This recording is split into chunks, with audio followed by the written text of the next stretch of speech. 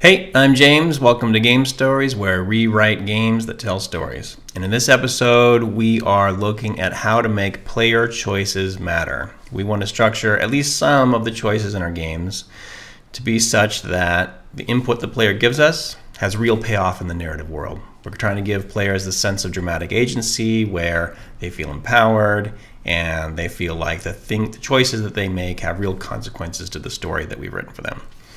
Not an easy task. How do we do it? Well, we've already seen in a previous episode one example of what not to do, and that's something like this.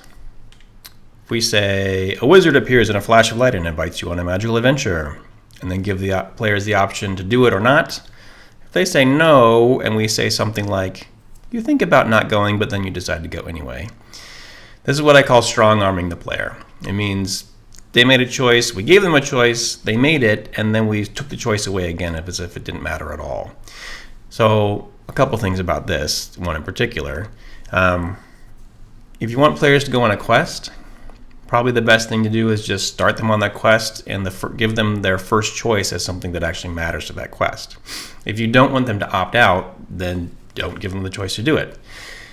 If you are going to give them the choice to opt out, and you're going to sort of shoehorn them back into the quest anyway, then you should at least do it with a sense of humor or, some narrative payoff. We talked about this too, giving them kind of a narrative payoff and then slipping them back into the mainstream of the story anyway, right? So in this case, what would you do? You might do something like, you think about not going, then you decide going anyway. Maybe you say, thanks anyway. You say to the wizard. It's not what you say to a wizard. That's dangerous. And you walk outside for a stroll. The wizard smiles as you go. And then instead of saying continue adventure, we'll just say go for a walk.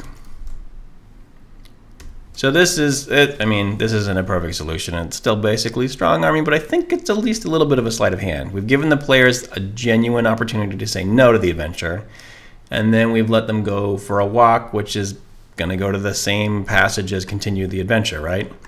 It's going to go, and you're going to be outside having to do stuff, the same stuff that you would have done if you would have chosen to go on the adventure. But now you're going in the frame of mind that you're a character who's just going for a walk and not on the wizard's quest. So if you encounter the wizard later, you might say, well, I'm not working for you, I'm doing this other thing. At least you've given a little bit of agency and haven't just pushed them back in. This passage shows us a second problem. Should we look at the example? So we say no, going for a walk. Then we have what I call a choice without clarity. This is another kind of a problem. You're outside your house now, you can go east or west. Now, there's nothing inherently wrong with this choice, right? We can always go east, see what happens, play the game again, go west, see what happens. And especially if the story is structured so that I can go east and west between passages and move back and forth between them, then that seems fine. I'll just go exploring. Even so, and especially if the story's branching from here and giving me really different narrative content in the east than it is in the west, then it ought to offer me some little piece of information about what is in the east and what is in the west. What kind of stories am I going to get into one way versus the other? So, and that's not too hard to do. You just sort of say, you're outside your house now, in the mountains to the east, there be dragons. Across the ocean to the west, I don't know what's there. You'll find isles. How do you spell that? Islands. Islands of dark magic. So, whatever. These are not awesome. These are kind of cool. But what I'm trying to illustrate here is just that now we know the setting and the dangers in the east and the setting and the dangers to the west, so at least we have some kind of idea of what's coming up, and the player can make a choice based on, I think I want to get into the dragon story, or I think I'd rather go to the islands. All right. Give some kind of signaling about what's coming up. One more example of that error, choice without clarity. Looks like this. You're a pig building a home for yourself. Do you want to paint it red or blue? And if you paint it red, whoa, the big bad wolf loves red houses. He comes by and blows your house down and eats you for lunch. You're dead at the end. That sucked. That wasn't a very fun story. Because, well, in part because it was short and stupid, but another part because I had this choice and it looked like just sort of a superficial choice, but it turned out to have really significant narrative consequences. We talked in the last episode about having some choices that don't really matter and some choices that do, some choices that create large branches and some that are just kind of paced to get you through a scene or to give you some flavor about the world. The reader, if you're going to do those two kinds of choices, the reader should sort of be able to at least a little bit tell which kind are which. Not totally, because you want them to buy into the illusion that they're interacting. But you shouldn't give them a totally superficial choice and then hang important narrative content on it like this. So one revision here would be to say, instead of painting it red or blue, we could say, do you want to build it out of straw or brick? And if you're familiar with the Three Pigs story, you'll know right away which one is the smart choice. So, yeah. When you structure choices, give us some clarity about what we're getting ourselves into either way. Right, so those are a couple things not to do. Don't shoehorn your player into a narrative that they haven't chosen, or just don't give them that choice. And don't give us choices that are completely opaque where we don't know anything about what the consequences of them are. You should know something. So here's a few examples of maybe what to do. And this is not an exhaustive list, but it's just some general principles which you can apply or not, but they might be useful. You can make choices meaningful by giving players the option between a short-term gain and a long-term gain. For example, the castle is ahead of you and the goblin army is close behind. Take the shortcut and arrive to the castle quickly, or make a detour through the village to speak to the wizard first. And maybe at this point the player knows that the goblins are dangerous and they're coming to get the castle, so they're running out of time. Maybe the best move is to get there fast. Set up the defenses, warn the king, get the cavalry out or whatever. That seems super expedient, but maybe going to the wizard, which takes longer, might be better because the wizard's super powerful and maybe that you need that to beat the army. So do you go for the long, slow way that's a little bit more powerful, or the short, fast way that gets the job done quicker? Now, you don't know what the consequences of either of those are going to be, but for sure, but you can see what the potential costs and benefits of each are in a certain way. Another way to structure a meaningful choice is to give players the option between an in-game benefit and some kind of immoral behavior that they have to do to get it. This is kind of a dicey one, but let's see the example. In the village, there is a dog tied to a post. A man approaches you with a knife. Looking for money, he says. That dog was swallowed 5 coins and never passed them. They're yours for the taking, but you'll have to cut them out. No one around here has the guts to do it. So you can take his knife and horribly butcher this dog and take the money out of its belly, or you can call the guy a creep and move on. So clear in-game benefit is gold coins, which you better structure that so that they matter. And a moral behavior, which is slaughtering this dog, which is gross, right? This is the kind of decision that comes with some risk. Some players will be turned off by this immediately and may even just opt out of your game entirely because they're like, why is the game asking me to do gross stuff? Other players will do the opposite. They'll be like, of course I'll take the gold coins and kill this dog. I don't care, it's just the game. And then somewhere in the middle, if you structure this kind of choice right, hopefully your middle is bigger, right, than maybe it is for this one. You want a large middle set of players who are going to wrestle with this, right? How far am I willing to go to get the coins that I need to get the story ending that I want? Am I willing to do this gross thing that I don't really like? I don't want my player character to be the kind of person who would do this, but I do kind of want those coins. I don't know how wide. I'd have to play test this a lot with a bunch of different players to see how wide that middle spectrum is, but that's, I think, what you would shoot for here. And maybe the stakes need to be lower, but you want players to wrestle with, ooh, that's not a cool thing to have to do, but there's a benefit there. Right. Let's call the guy creep.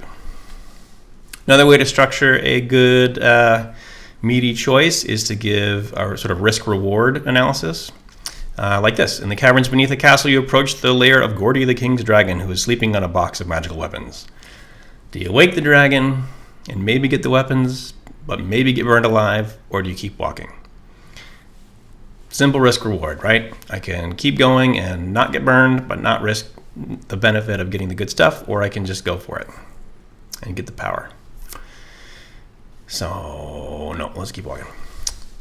Here's another way to do it. It's called You Must Lose Something Good, where you have the game is going to take something from you that you like, and you have to sort of weigh the potential futures of having this one good thing that you already have, but losing that one, and vice versa.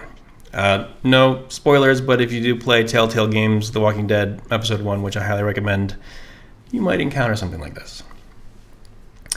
The goblin hordes have breached the wall. 2 of your dearest friends are surrounded. You only have time to save one. One of these people is going to die. One of them is going to survive. Save Sir So-and-so the Brave, or save Lady What's-Her-Name the Valiant. And hopefully, if you're having a choice like this, we know these characters, we know who they are, we have some kind of feeling for them both, and some kind of in-game value from them both, so we have to sort of wrestle and think about which to keep and which to lose, and it should be tough. Should be a tough one, if you structure it right. We'll take Lady What's-Her-Name. This is kind of the opposite feeling of that. Instead of losing a good thing, you're stuck with picking a bad thing. You have 2 bad choices and you got to pick one. It's sort of like, I don't know, elections. Must choose one bad thing. You, Lady What's-Her-Name, and Lord Who's-It have been hiding in the high tower for 5 days now without water, but the goblin army is... The goblin army is still encamped below. Lady What's-Her-Name is impatient and brave. She wants the 3 of you to charge out and fight your way through the hordes. Lord Who's-It is smart but cowardly. He wants to wait until the goblins depart and suggests that it might rain soon, in which case you could catch some rain through the window. So do you risk the fight or risk dying of thirst? Either way, someone will resent your decision. So, yeah, you can die one way or you can die the other. Either way, it's a risk. Either way, maybe you'll survive. But either way, there's a clear social consequence in that one of the characters is going to be like, I don't like you, you did the bad thing. And if anybody dies, then you're kind of to blame for it, right? Another reason why that should kind of be a weighty, tough decision to make. It also gives you the opportunity to think, what kind of player character do I want to be? Do I want to be the risk the fight guy, or the cautious, wait it out, maybe die of thirst guy? We'll be the fight it out guy. Right, so this is some note to self. There's a lot of ways to do this. There's a lot of different ways you can structure meaningful choices for players and communicate to them what the stakes are. But these are a few, and it's not an exhaustive list. In all these examples, though, you can see there I've written that I gave a clear choice, the consequences were anticipated, and something was at stake. The readers knew kind of what to expect, not perfectly, but they had some inkling, and they knew what they would be giving up or gaining either way. And I should make sure that the payoff in future passages follows through with the expectations that I've set up, right? A bunch of different ways to do that. Would highly recommend that you not take this as a prescriptive list, but just a suggestive one. Go play 80 Days. Go play The Walking Dead. Go play Kentucky Route Zero. Go play a bunch of Twine games. Go read a bunch of game books, like Choose Your Own Adventure books and fighting fantasy books and Way of the Tiger and all kinds of other stuff. See how they structure their decisions. See how they communicate to the player what's at stake. See how sometimes they fail to do that. See where you get frustrated with the kinds of choices you're given and the results that you get. And then see if you can expand this list. See if you can come up with more principles for what makes a good decision. I could probably end the video there, except that there's something really important that we have to get into. All of the ways that I've talked about so far for structuring meaningful decisions you can do with pencil and paper. You can write your own Choose Your Own Adventure. It doesn't even require any dice to implement any of the principles I've talked about so far. You just write, in the writing, you put good choices. But there's also kind of a technical way to make choices matter that's really important, and it unlocks all kinds of new structures for us to experiment with, and that's variables. Variables are, it just means that the computer is going to remember something for you. You can make a choice, the computer will remember that choice, and then you can make it matter later by telling the computer to remember that choice and do something based on it. That's a variable, and I'm saying here it's a way of communicating narrative information to the game's mechanics, right? You can make a narrative decision, and then it can then matter to the kind of math or whatever you've got running behind the scenes, and then that can matter to the story that gets spit out later. We're going to start working with those. We're going to see in the next couple episodes at least different ways to structure variables so that they give different kinds of narrative input and mechanical input. But today we're just going to focus on the real basics. Whoopsie, running out of room. We're going to focus on the real basics. And to do that, we are going to look at, we'll be back, Twine, the first narrative computer game ever, Colossal Cave, by Will Crowther and Don Woods. This came out in like 1975-76, very much informed by the author's play experiences of Dungeons & Dragons. They wanted to take the kind of story-rich game experience that was happening in their Dungeons & Dragons sessions and make it happen on the computer, and this was the result. This is the first text adventure, and a text adventure is a particular kind of game. There were many of these afterwards, and people are still writing them, actually. The way it works is something like this. I'll just play through a little tiny bit of it until we get to the first place where variables matter, and then I'll talk about that again. But you should know about this game. This is important. So, Colossal Cave Adventure, welcome to Adventure, and it sort of gives you some instruction about how to play the game. Gives you a question, would you like more instructions? No, we're good for now. And then it gives me a little description of where I am and what's happening in the game. You're standing at the end of a brick road before a small brick building. Around you is a forest. A small stream flows out of the building and down a gully. What's next? So I can look around, I can wander around, but important here is to enter the building. Spoiler. Oh, we didn't get it. Did I spell it wrong? There we go. You're inside the building, a well house for a large spring. There's some keys, a lamp, some food, and some water. If I were playing the game for real, I would take all those things. Right now, we're just going to take keys. Okay, it says. No, you got some keys now. If I say inventory, it's going to say you're currently holding the following set of keys. We're going to exit. I'm back out in the same passage that I was in before. Now we're going to consult this handy-dandy adventure map, which was designed for us by the very friendly Mari Michaelis. Thank you, Mari. You can see that this game is quite elaborate and has all kinds of cool, weird adventures to get into. We are right here. Hey there. Okay, I'm back. Sorry, I had to deal with a full memory, and I didn't know how to delete some files. So I'm back now. I think that we were looking at Colossal Cave, maybe at this fancy map, showing you how the narrative branches and how kinds of many cool things. But we're just going to play down to look at this first locked gate, right? So let's do that. Let's play Colossal Cave and get to that locked gate. I'm standing outside the end of a brick road. Looks like I have the keys already. Great. So we're just going to head south a few times. I'm in a valley in the forest beside a stream tumbling along a rocky bed. Let's go south again. At your feet, all the water of the stream splashes into a 2-inch slit in the rock. Downstream, the stream bed is bare rock. Let's go south again. You are in a 20-foot depression floored with bare dirt. Set into the dirt is a strong steel grate mounted in concrete. A dry steam bed leads into the depression. The grate is locked. I got the keys.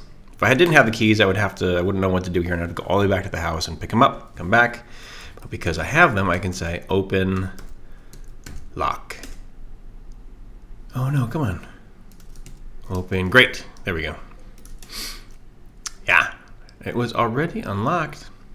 I think maybe because I played this game already and it reloaded a saved version or something. Or maybe, I don't know, maybe I did this before the computer crashed or something. Anyway, the key is supposed to unlock that grate so that you go inside. And now you're in a small chamber beneath a 3x3 steel grate into the surface. To the surface, a low crawl over cobbles leads inward toward the west. The grate is open. And now we're in the Colossal Cave, and the adventure has begun, and there's all kinds of things to explore and weird stuff to look at. Many ways to get lost and confused, and many other lock and key puzzles that are like there's a bird in a cage. You have to figure out how to get the bird into the cage. There's lots and lots of stuff.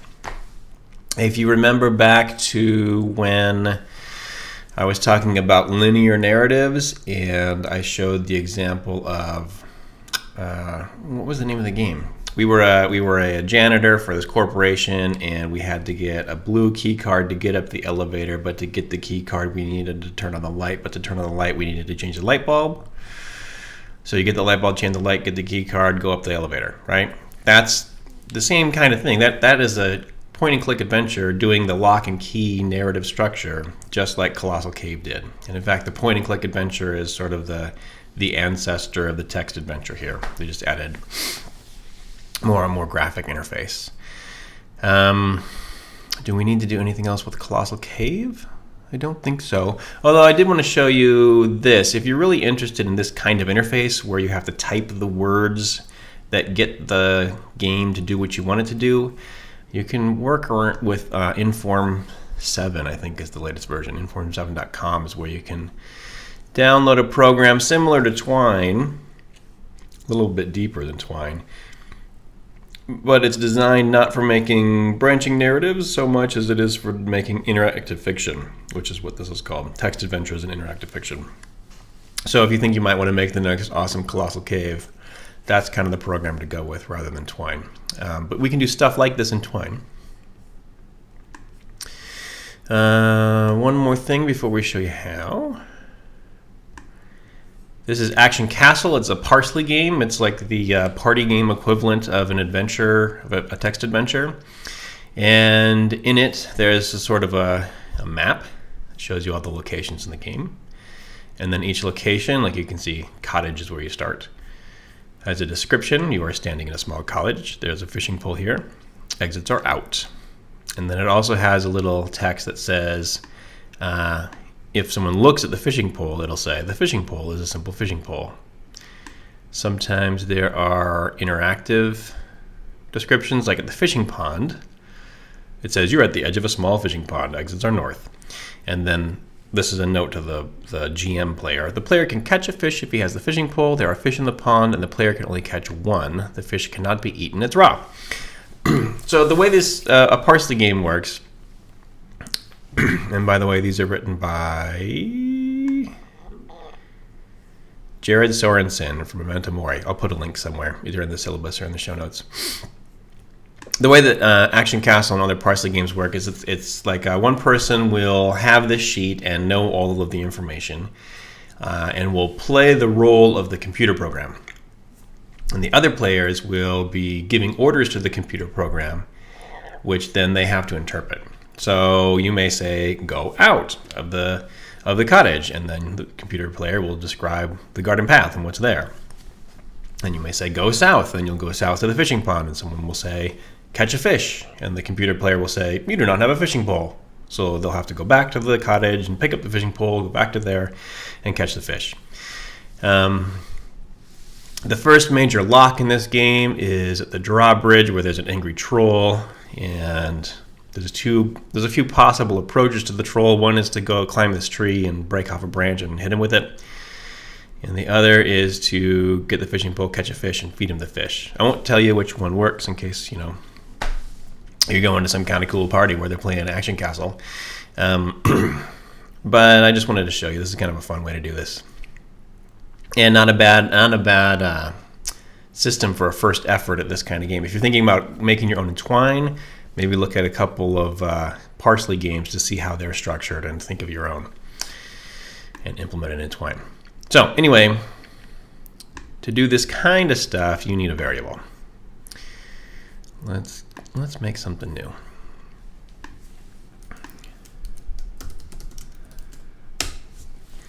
Variables are very powerful. It's harnessing, the memory of the computer to do stuff for you in your fiction. But we're going to do just something really basic lock and key mechanism, just like we saw in Colossal Cave, just like the troll on the bridge and Action Castle, the parsley game, just like I have to get the key card to get up the elevator in, why am I forgetting the name of it? Silent something. Silent, I don't remember. Silent Age. Silent Age, that's what it's called. Get the key card for the elevator in Silent Age. Okay, so how do we do that? We need to set a variable. We'll just call it start, doesn't really matter. And we will say, just like, let's just copy off Colossal Adventure, but we'll make it even briefer than that. You are in a cabin. There are keys on the table. You can go outside. So let's make this a link to outside. And make this a link to a passage called keys. Now we've got our two passages. So what I want to communicate here is if someone clicks on the keys, they're taking them, right? And if they're going outside, then they're going outside. So when you click on the keys, the text is going to say, you now have the keys. And you can go outside. That's right. So we can say that the player has the keys in the text, but the computer's not going to remember that they have the keys. So later when we get to there is a locked door to a cave of adventure, the player won't have what they need to open the lock. I can just tell them that they can open the lock and they can go in, but that is not the kind of sense that I want to make. I want them to have the keys to go through the door, right? So how do I do that? I do this. I go to the place where they picked up the keys, and I set a variable. All computer languages have ways of setting variables. In Twine, it's structured this way. I use the command set with a colon inside of parentheses. And then I'm going to name a variable. When I name a variable, I first use the $sign, and that's the symbol that tells the computer program that the single word that comes next is the name of a variable. You can only give it one word. If you want to use a bunch of words, you have to compress them into one word. So we could call it key that opens gate. But it has to be one word. If I start breaking that up, it's not going to recognize. You can see how when I separated gate from the rest of it, it turned black instead of blue. I hope you can see that. That's the system's way of telling you that this part is some kind of thing, and this part is not. So make sure it's all one word. We're just going to call it key, because that's simplest for right now. Set key to something. I'm going to set it to true. So variables can be of different kinds. There's Boolean variables that are true or false. There's variables that can be strings, which just means like sets of letters. And then there's variables that can be numbers too. Any variable can be any of those things, but it can only be one at a time. Right now, we just need something that tells the game, does the player have the key or not? Yes or no? And that's a perfect use for a Boolean variable. So if the player goes, here the key is true, otherwise it's something else, right? And then I'm going to go here, and I'm not going to make the having the key matter yet. I'm just going to show this. This is going to print, because this is just in the text, this is going to print whatever key is. Okay, so if key is true, oh, and it's not going to say true though, is it? Because it doesn't print Booleans. All right, never mind. Let's make it matter then. So to make it matter, we need an if statement. When we were back here, we set the variable. But now to make the variable matter, we have to test for it. And to test for it, we need an if statement. So we're going to say, open parentheses, if, colon, key is true, then do whatever is between these square brackets. Only the stuff inside these square brackets, and make sure that the this parenthesis and this first square bracket are right next to each other. If you put a space, it's going to get all wonky. So those need to be right next to each other. But then anything that happens inside these brackets will only happen if key is true. And if key is not true, then that stuff won't happen. And anything outside the brackets will always happen. This always happens.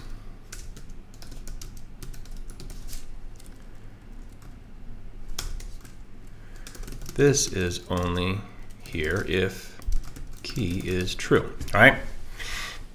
Let's just test this to make sure I've got it right. And if I'm right, then we'll do a little advancement on that.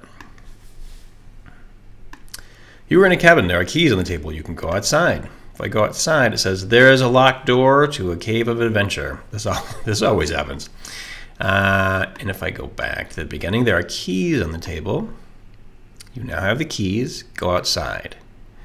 This is only here if key is true. So it's working. I set a variable, and then I tested for it with the if statement. And because keys were true, it showed me the stuff that was inside those square brackets. So let's make that matter a little bit better. Because we want to be able to get inside that adventure cave. If key is true, you can use your key to unlock the door.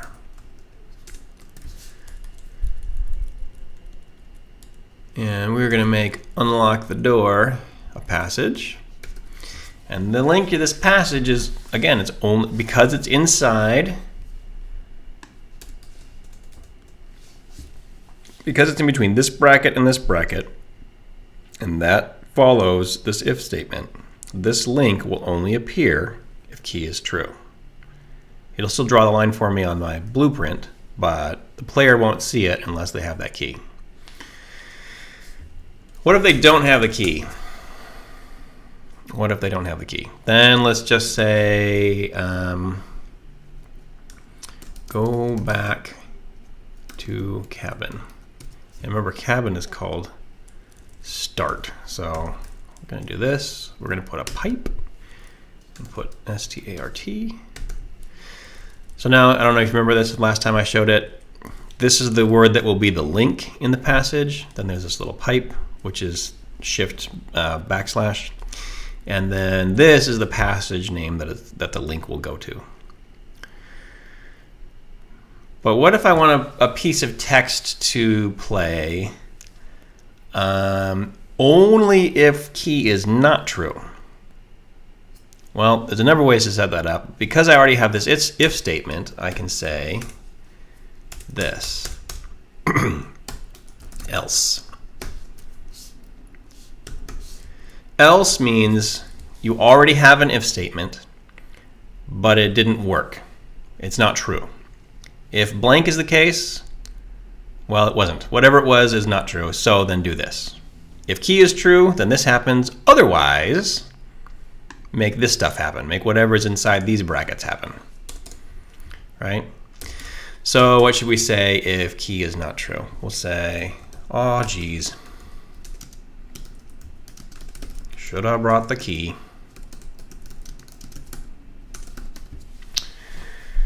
And either way, it's going to say go back to cabin. So if I have the key, it'll say I can unlock the door, or I can go back to the cabin. And if I don't have the key, it's going to say, oh, geez, should have brought the key. Go back to cabin. Let's try that. Yeah, see, there's unlock the door that just happened. And let's just finish that off before we go test. You have unlocked the door to adventure. Yay! Let's give it a shot. You're in a cabin. There are keys on the table. You can go outside. There's a locked door to a cave of adventure. Ah, geez, should have brought the key. Go back to cabin. You're in a cabin. There are keys on the table. You now have the keys. Go outside. There is a locked door to a cavern adventure. You can use your keys to unlock the door. You have unlocked the door to adventure. So that really is probably all I'm going to show you about how to do variables today. But you can see how you can set us. Let's look at it again. Let me show you one more thing.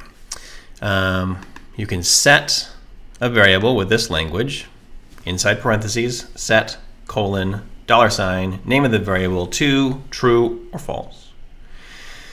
Then later, you can test for it with an if statement.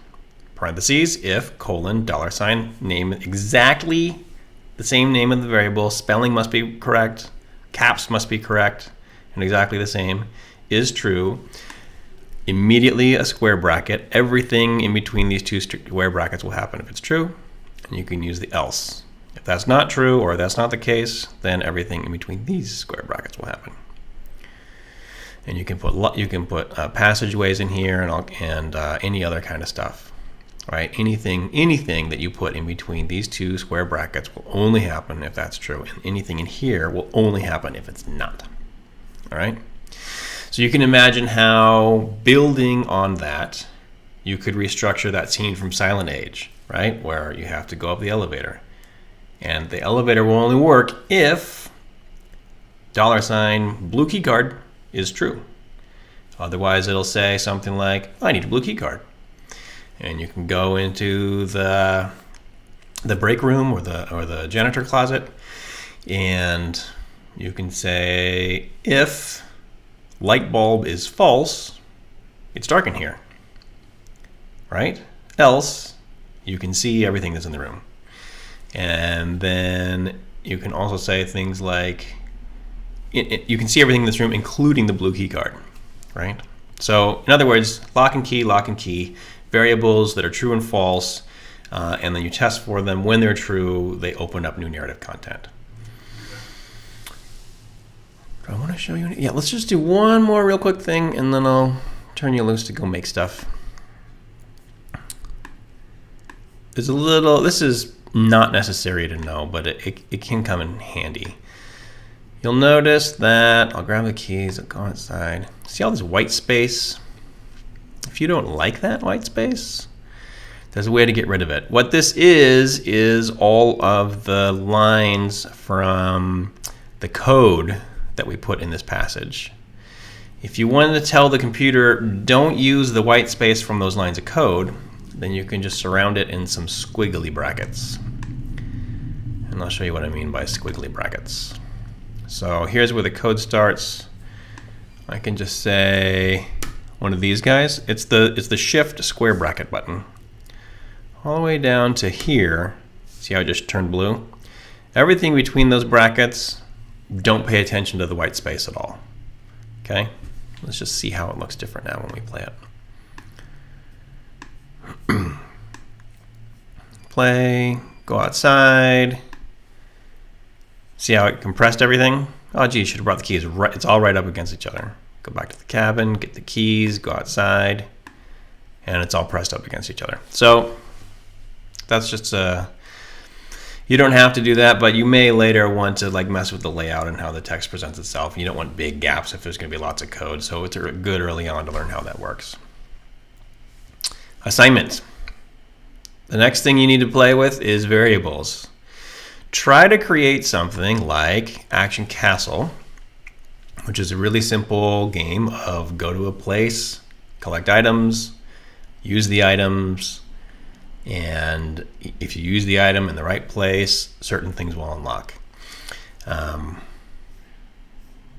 Something like that, or something like Colossal Cave. I'll post a link to Colossal Cave, which I was looking at from the AMC website for their show, Halt and Catch Fire. They reproduced this. I don't know if you've seen Halt and Catch Fire, but it's all about the evolution of computers in the 80s, and it follows one plot line is there's a company that's making games like this. It's pretty cool. So anyway, I'll post a link to this and the adventure map. I'll post a link to how you can get things like Action Castle. There's a whole bunch of these. So if you want to even if you just wanted to buy one, they're like $3, and then try to reproduce it in Twine, that would be a great exercise for learning how variables work. So make some kind of adventure, some kind of story where you can pick up objects, and you need those objects in order to unlock certain passages of text, right? And it can be literal locks and keys, or it can be things that are more subtle, like if you give a flower to the ogre will throw you over the wall, or whatever you want. Yeah, so again, these are very powerful. Variables are a big deal. We will see how they come in handy later in more depth. But for right now, learning how to use them will allow us to do choices that matter in whole new ways. Okay? So again, curious to see what you come up with. If you have questions for me and you're in my class, ask them in person. If not, feel free to leave them in the comments below. And I hope to see you next time. Thanks.